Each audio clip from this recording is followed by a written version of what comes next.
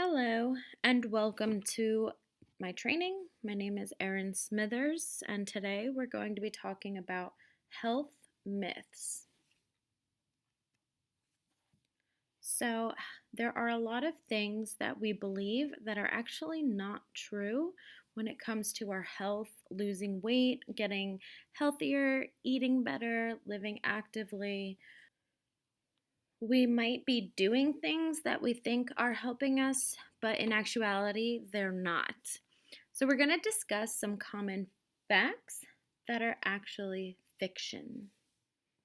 Before we do any of that, though, it's very important to understand the nutrition labels. You see them on everything you eat. So, let's break them down because they're going to be the key to making sure you know what's going in your body and that you're actually eating what you think you are. So first, we're going to talk about serving size, which is located right here. You'll see for this example, the serving size is 1 cup or 140 grams. What this tells us is two things. This tells us that you should be eating about 1 cup every time you're going to eat this, whether this is cereal or juice or whatever it is. The serving size is 1 cup, and we know this to be usually a lot smaller than what we're actually consuming. So you want to try to stick to what the serving size says. This will help you really understand what you're putting in your body. And the second thing that this tells us is that all of the values that were given here, the grams and the percentages and the calculations are all done based on this serving size. So for this 1 cup, this is what we get. The next thing we're going to talk about are the servings per container. That's just how many servings you get in the container. This is 1 cup. There's 2 servings, so this container holds 2 cups. So a lot of times maybe this seems like a juice, we'll say, and you'll drink the whole bottle. But when you look at the label, you actually should be drinking it in 2 separate times. Serving size is 1 cup, so you want to drink half of it and then maybe drink the other half later or the next day. Then we're going to talk about calories, because calories are important. If you're trying to lose weight, you want to make sure that you're burning more calories than you're eating. So this example has 170 calories. You'll note that the daily recommended calories are 2,000. I believe that's just typical moderate exercise, day-to-day calories. For a woman, a man might be 2,500, or if you're trying to lose weight, they recommend 1,500, 1,500. So you can kind of keep track and know how many calories you're eating and then how much you lose when you exercise. This will help you lose weight. So next we're going to go down and you'll know about the total fat. This has 9 grams. You'll also see that they give you a percentage that can help you gauge things as well. So 12%, you'll know it's not a large chunk of what you should be having per day, especially if you don't know how many you should be having or how many grams you should be having a day. The percentage will help you understand, okay, so I can have another 88%. You can do the math to kind of figure out how much that would be, or you could just write it down, keep track of it in your head. But you'll see that there's total fat, there's saturated fat, and there's trans fat. There's different kinds of fats. Some are better for you than others. A lot of people try to stay away from trans fat because most likely it's artificial and it tends to clog your arteries. All right, the next thing we're going to talk about is sodium. A lot of people are told to watch their sodium intake. You want to keep it low. A higher sodium intake can increase your blood pressure. So if you do want to lower your blood pressure, you can reduce your sodium intake by just 2 grams a day, and that seems to have a result on your blood pressure. And carbohydrates. Huge fad right now are low carb diets and keto diets.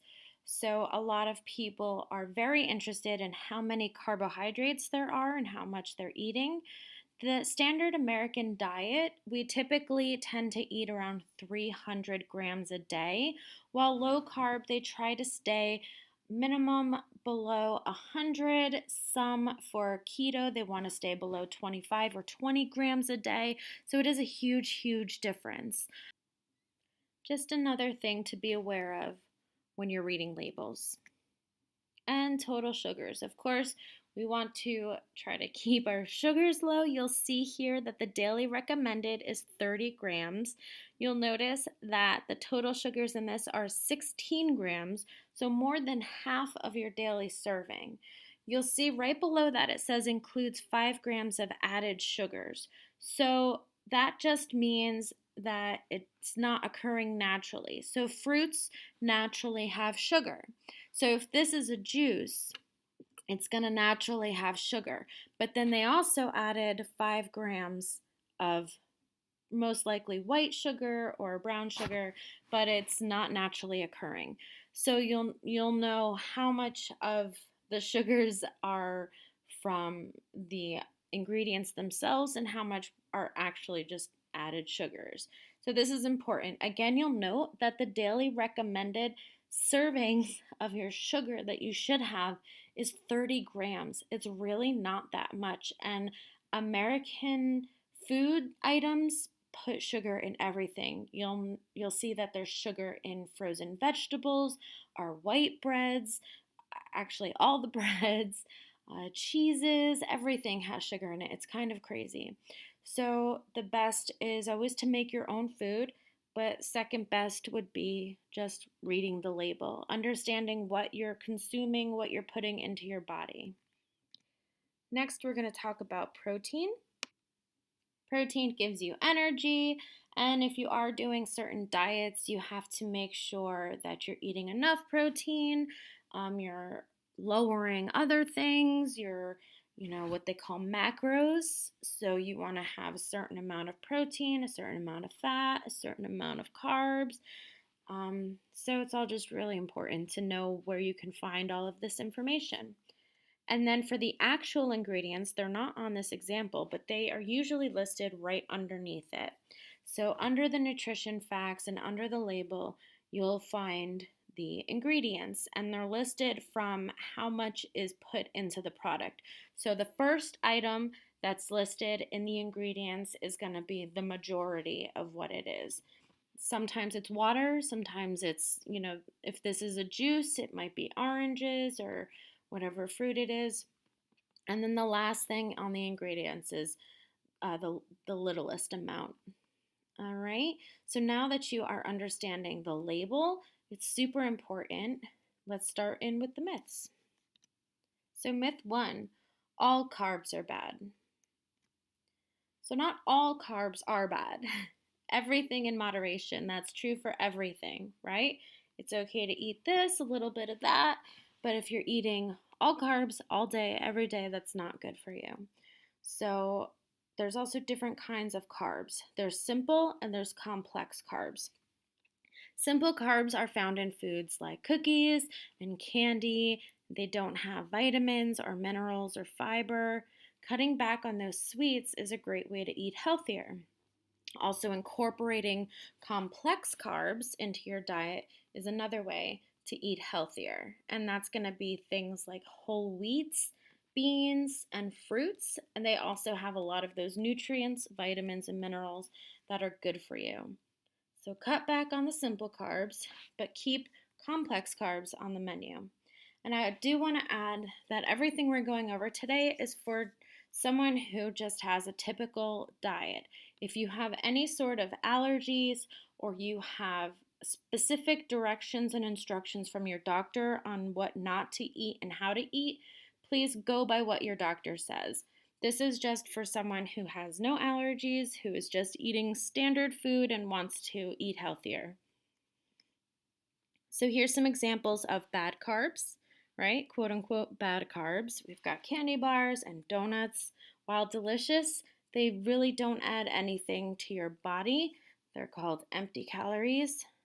They don't give you any vitamins or minerals. like these quote unquote good carbs do. Fruits and beans and whole wheats, and this slide looks really delicious. So let's go to the next slide. Myth number 2. Low fat and no fat means you won't gain weight. So obviously that's not true. The truth about low fat is low fat usually means there's more sugar. It could also have the same amount of calories. Sometimes it has more. So it's trying to pick up for the loss of the lowered fat. Regulations also for what makes a food labeled as less fat or low fat aren't universal. It could mean that it has less fat than their normal product does. It could have less fat than another product or another brand. It could also mean that it now has 199 grams of fat instead of 200, which really is not that much of a difference. So it's always important to check the nutrition labels because you'll know exactly what is going into your body. Myth number 3. Breakfast is the most important meal of the day. Never skip it. The truth is that breakfast is not a necessity. No studies show that skipping breakfast will lead to weight gain. In fact, a recent study published in the American Journal of Clinical Nutrition found that when people are trying to lose weight, it doesn't matter if they devour a dish first thing after waking up or if they just skip breakfast altogether. And every body is different. Literally every single body is different. So listen to your body. If you aren't hungry, then don't force yourself to eat just because you think or you've heard breakfast is the most important meal of the day. It also depends on what you eat. If you're eating breakfast, eat foods that will give you sustained energy without a lot of sugar. Consider your daily activity. If you aren't moving much, if you're sitting at a desk all day or a table, have a lighter breakfast. But if you have a busy day with a lot of exercise, physical activity, then you can eat a little bit more, or you can have more smaller meals throughout the day. So it's more important to view how you eat over the day as a whole instead of focusing on one meal. So here's some examples of quote unquote bad breakfast, especially if you're sedentary and you're not moving around a lot. You'll see that both of these pictures are loaded in carbs, carbohydrates. There's also a lot of sugar, which is maple syrup, which is pure sugar. On top of both of these items, the picture on the right is heavy in fats. So this could be a good breakfast for someone who's running marathons or someone who's extremely physically active. But for the rest of us, this is typically a good breakfast. A nice veggie omelet, some avocado. There's still some carbs in there, but eggs are a great protein. You've got your beans, which are your complex carbs, some tomatoes and vegetables. They both look really good. Myth number 4. Cereals are unhealthy and will not help you lose weight. So the truth is that there are healthy cereals. You want to, again, just always check the nutrition label. That's the only way you're going to know exactly what you're eating and what's in every product. Try to choose a cereal with a lot of whole grains and low sugar, like a barley or a whole grain oat. Consider also the amount of cereal you're eating. Remember the serving sizes and try to stick to them. And also the nutrition label on the cereal box does not include milk or anything else that you add to it. I know sometimes people add sugar to their cereal to make it a little bit more enticing, but we're trying to get away from the cereals. So you can add fresh fruit instead. But just remember that if you are counting your calories or you're checking your nutrition labels, whatever you add to your cereal is not going to be on there. So you have to add it separately. So here's some of the culprits for the bad cereals, right? We've got Cold Stone Creamery. I didn't even know they made a cereal, but yeah, ice cream cereal I'm sure is covered in sugar. Frosted mini wheats seem to be good, but they're covered in sugar. Frosted Flakes, again, covered in sugar, Cinnamon Toast Crunch, sugar, sugar, sugar in all of these. So what you want to try to do is eat, I don't want to say plain, but cereal that doesn't have a sugar coating. Get the mini wheats without the frosting. Add fruit to give yourself some of that sweetness that you want. Eat some barley, some oats, some granola. Those are going to be better for you. And myth number 5, eating at night will cause weight gain. The truth is that eating at night can be okay, but it all depends on what you're eating. It's not so much when you eat. Your body doesn't act differently because it's 8 p.m. as opposed to 7:59 p.m. A lot of people try to stop eating at 8 because they're not as active at night, but your body still goes into a restful place, and so some snacks can still be burned off, so they're not so bad. So choose a healthier option like baby carrots or a cup of tea. Again, be careful about adding sugar or honey or syrups to your snacks. Stay away from heavier snacks that are loaded in calories and sugar. And actually take a look at what you're eating for dinner, because if you're still hungry before bed, you might not be eating enough for dinner. You might want to add a little bit more food into your dinner. That way it can last longer and hold you over until morning. So here's some ideas for bad snacks, right? Those sugar-coated cereals, some of these chips and cookies and Cheez-Its and potato chips. Those are all going to be very high in calories, also high in sugar. You can have, for good snacks, we have some vegetables, fruits, some yogurt or tea, something light, something that's still going to fill your body with vitamins and minerals and nutrients. And we'll go on to myth number 6. It's best to exercise in the morning. But the truth is, exercise is good any time of the day. Exercising in the morning can give you a burst of energy. You also tend to have the most energy in the morning, so it could be easier to exercise in the morning. But exercising at night can also help you fall asleep faster and help your body wind down. So you want to typically exercise 4 to 5 times a week, and whenever you can fit that in is the best. Again, your body doesn't care when you exercise, it's just as long as you exercise. Myth number 7, weightlifting turns fat into muscle. So this, I think, is a misconstrued myth. So when people say it turns fat into muscle, what it actually is doing is making your muscles bigger, which in turn burns more fat, but it doesn't actually turn your fat into muscle. They're two completely different tissues. The adipose, or the fatty tissue, is found under the skin, sandwiched between muscles and around internal organs like the heart, and muscle tissue is found throughout the body. Weight training can help you build up the muscle tissue in and around any fat tissue. So the best way to reduce fat tissue is to eat a healthy diet that incorporates vegetables, whole grains, complex carbs, lean proteins, and healthy fats, like those found in olive oil, avocado, and fish. And the last myth, myth number 8, sports drinks are the best way to rehydrate. That cannot be more far from the truth, because water is the best way to rehydrate. Sports drinks are mostly sugar and water. Experts recommend refueling with plain old water and a high protein snack like nuts or trail mix, some fruits, since studies suggest protein helps recondition muscles after a workout. So you could even have some grilled chicken, something like that, some eggs.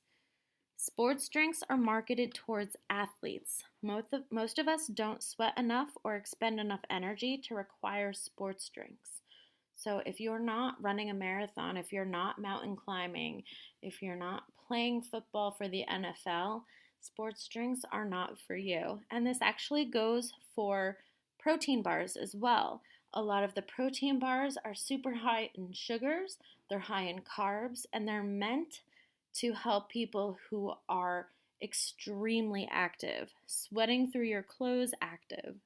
So they're not for people who are sitting at a desk all day or not doing an extreme amount of exercise. Also, they now make water with electrolytes for when you are extremely active. If you do decide to run a 5K or work out and you want a little bit extra without that sugar, you can get that. So here are the two most popular sports drinks, but this is what you want to be drinking. Just plain old water. And if you have any questions, this is my email and my phone number.